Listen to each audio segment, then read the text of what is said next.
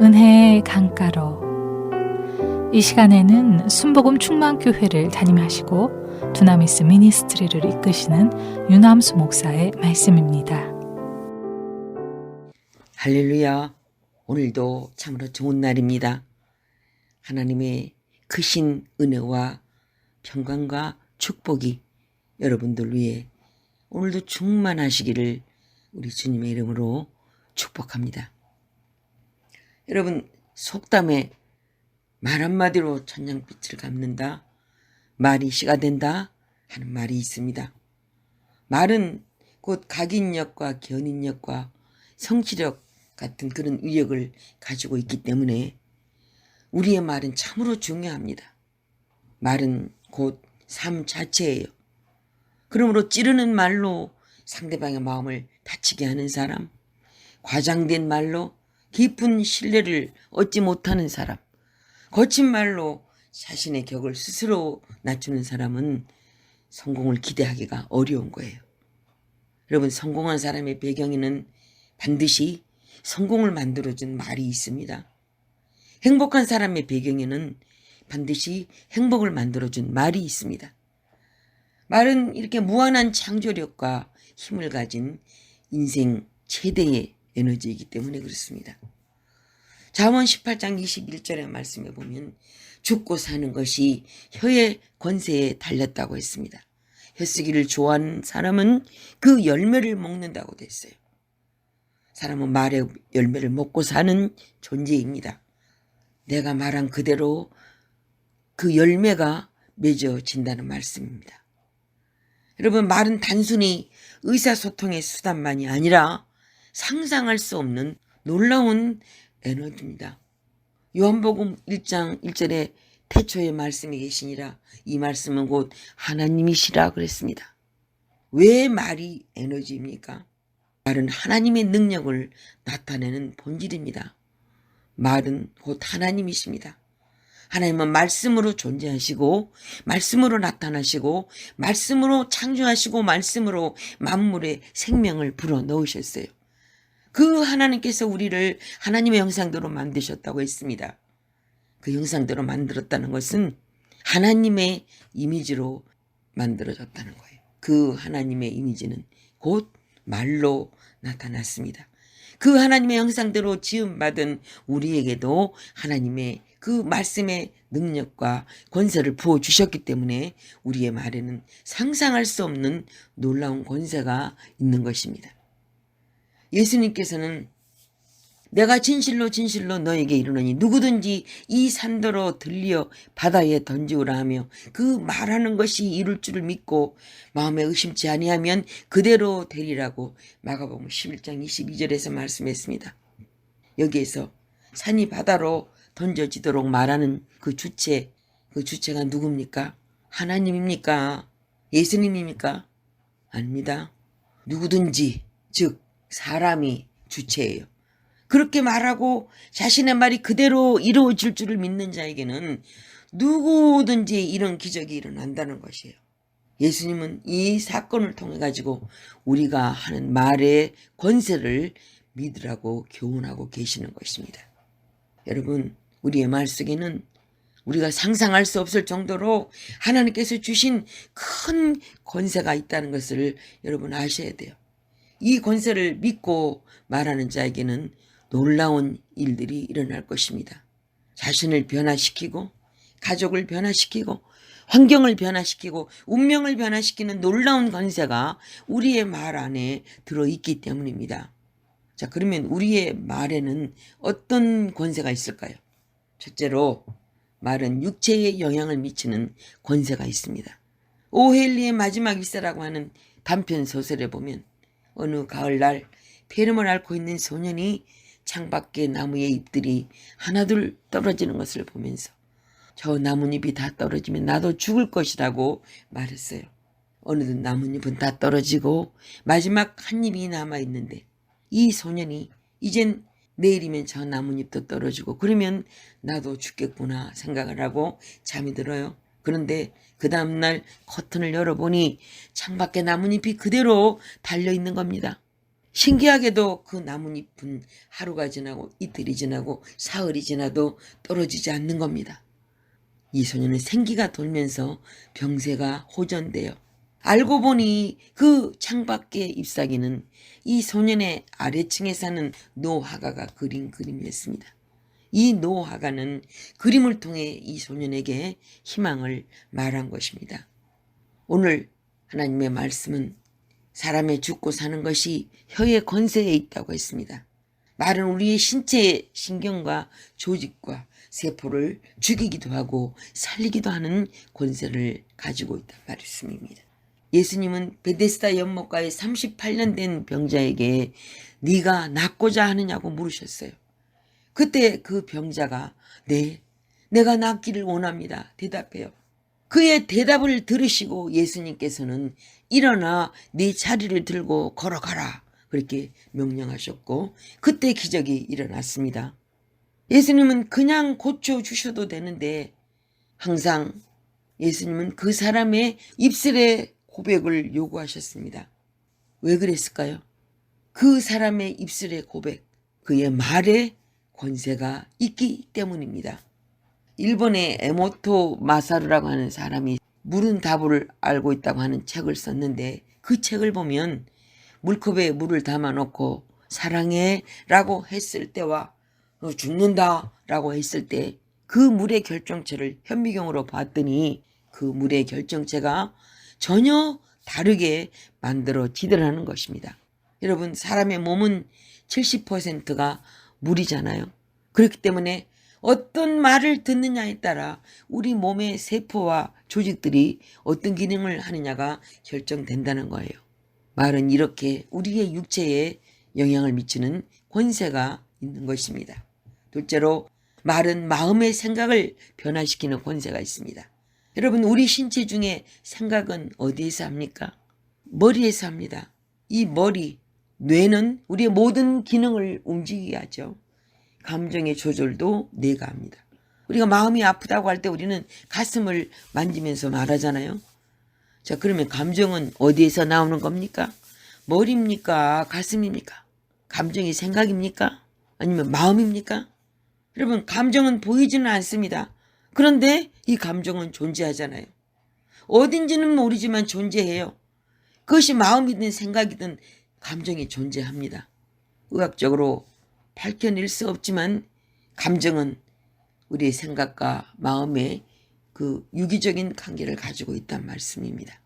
그리고 또 한 가지, 마음이 생각이 마음을 완전히 지배할 수 없다는 거예요. 내 뜻대로 할 수 없는 것이 내 마음이고 생각입니다. 그런데 이런 마음과 생각을 지배할 수 있는 특권을 하나님께서 우리에게 주셨는데 그것이 바로 말입니다. 말. 마음과 생각은 말을 들을 때 지배받기 시작해요. 그래서 우리가 감동적인 말을 들으면 우리 생각과 마음이 움직이는 겁니다. 설교를 듣고 은혜를 받았다고 하는 것이 바로 그거예요. 그리고 여러분, 내가 한 말, 내가 가장 먼저 듣지 않습니까? 그래서 우리는 우리 입에서 좋은 말, 희망적인 말, 긍정적인 말, 은혜로운 말을 해야 되는 것입니다. 우리가 왜 감사해야 됩니까?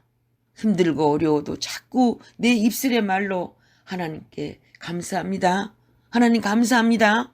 이렇게 말하면 어렵게 생각되는 그 생각과 마음을 이길 수 있습니다. 여러분, 말에 권세가 있기 때문에 그래요. 로마서 10장 17절에 믿음은 들음에서 나며 들음은 그리스도의 말씀으로 말미암았느니라 그랬어요. 우리가 하나님의 말씀을 들을 때 그때 믿음이 생깁니다.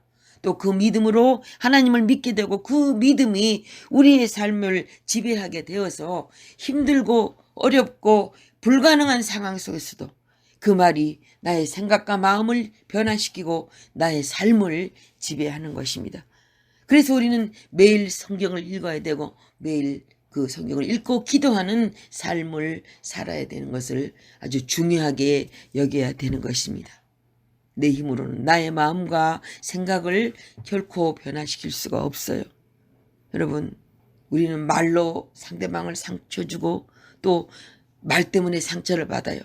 그래서 우리가 말씀의 지배를 받지 못하면 사탄 마귀의 지배를 받게 되기 때문에 그 인생에는 문제가 생기는 것입니다. 셋째로, 말은 행동을 지배하는 권세가 있습니다. 여러분, 말이 우리의 행동을 지배하는 권세가 있기 때문에 할 수 있다 이렇게 말하는 사람은 결국 해냅니다. 그런데 나는 할 수 없다 이렇게 말하는 사람은 하지 못하는 것을 알 수 있습니다. 예수님께서는 말씀하시기를 믿는 자에게는 능치 못할 일이 없다고 하셨잖아요. 사도 바울, 내게 능력 주신 자 안에서 내가 모든 것을 할 수 있다고 말했습니다. 여러분, 그러므로 우리는 할 수 있다고 말해야 되겠습니다. 그러면 하나님께서 분명히 우리에게 할 수 있는 힘을 주십니다. 넷째로, 말은 운명과 환경을 지배하는 권세가 있습니다. 마가복음 11장 22절 이하의 말씀을 보면은 예수께서 대답하여 저희에게 이르시되 하나님을 믿으라. 내가 진실로 너희에게 이르노니 누구든지 이 산더러 들리어 바다에 던지우라 하며 그 말하는 것이 이룰 줄을 믿고 마음에 의심치 아니하면 그대로 되리라 하셨습니다. 여러분, 이 말씀은 공상이 아니에요. 실제입니다. 어떤 여자 청년이 새벽 예배에서 들은 설교의 본문에 이 말씀을 들었습니다. 어릴 때 전현두를 알아서 얼굴에 곰보 자국이 생긴 한 여인이 있었습니다. 이 여인의 어머니가 그에게 항상 해주시는 말씀이 있었어요. 얘야, 너와 똑같이 전현두를 앓은 다른 아이들은 다 죽었어. 그런데 너는 하나님이 살려주셨단다. 이 자국은 하나님이 축복하신 축복 자국이야. 하나님께 영광 돌리는 삶을 살아야 된다. 어머니의 이 말이 그 여인으로 하여금 비관과 절망감과 열등감을 떨쳐버리게 하고 오히려 더 적극적이고 긍정적이고 창조적인 삶을 살도록 운명과 환경을 변화시켰습니다. 그리고 그녀와 만나는 수많은 사람들에게 그녀는 끊임없이 생명의 에너지를 불어넣는 행복을 만드는 사람이 되었습니다. 다섯 번째로, 말은 자아상을 변화시키는 권세가 있습니다. 자아상이란 내가 나를 어떻게 보느냐 하는 거예요. 그런데 이 자아상은 인생을 살아가는 데 있어서 대단히 중요합니다. 인생의 성공과 행복에 아주 중요한 열쇠가 되는 거예요. 바른 자아상을 가진 사람은 매사를 긍정적으로 봅니다. 그리고 늘 감사하고 자신감 넘치는 삶을 살아갑니다.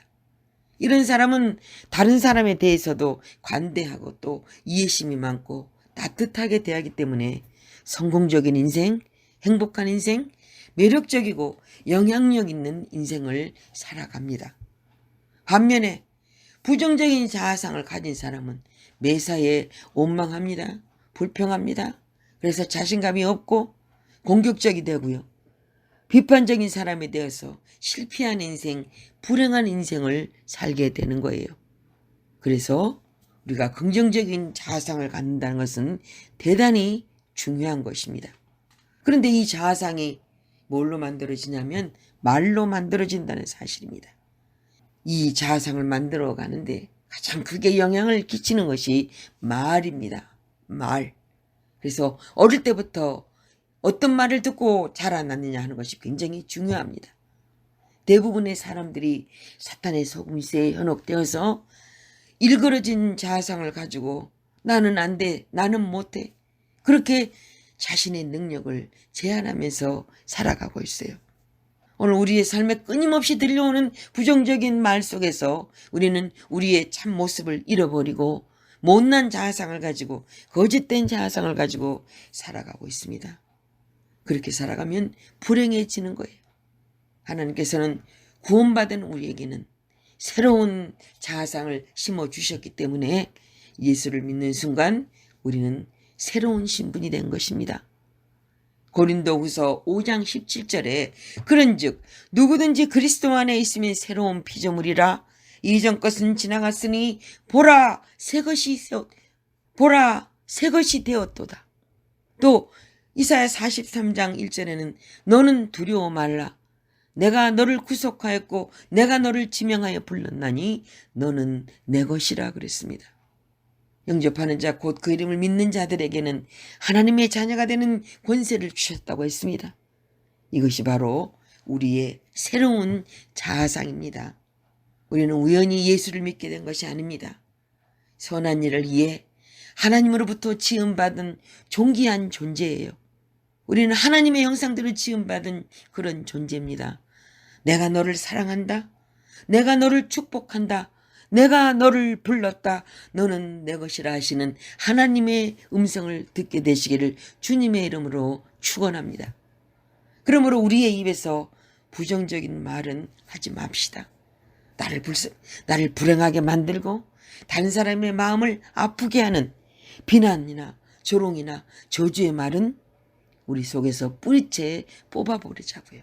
나는 안 된다. 나는 못한다. 나는 틀렸다. 큰일 났다. 죽었다. 이런 못된 말은 우리는 우리 입에서 한마디도 내뱉지 않도록 합시다. 민수기 14장 28절에 하나님께서 뭐라고 말씀하세요? 여호와의 말씀에 나의 삶을 가리켜 맹세하노라. 너희 말이 내 귀에 들린 대로 내가 너희에게 행하리라 그러셨어요. 사랑하는 여러분, 이렇게 우리의 말에는 상상할 수도 없는 놀라운 에너지가 있다는 것을 믿으시기를 바랍니다. 또한 우리의 말이 하나님을 움직이게 한다는 것을 믿으시는 여러분이 다 되시기를 우리 주님의 이름으로 간절히 축원합니다. 지금까지 순복음 충만교회를 담임하시고 두나미스 미니스트리를 이끄시는 윤함수 목사의 말씀이었습니다.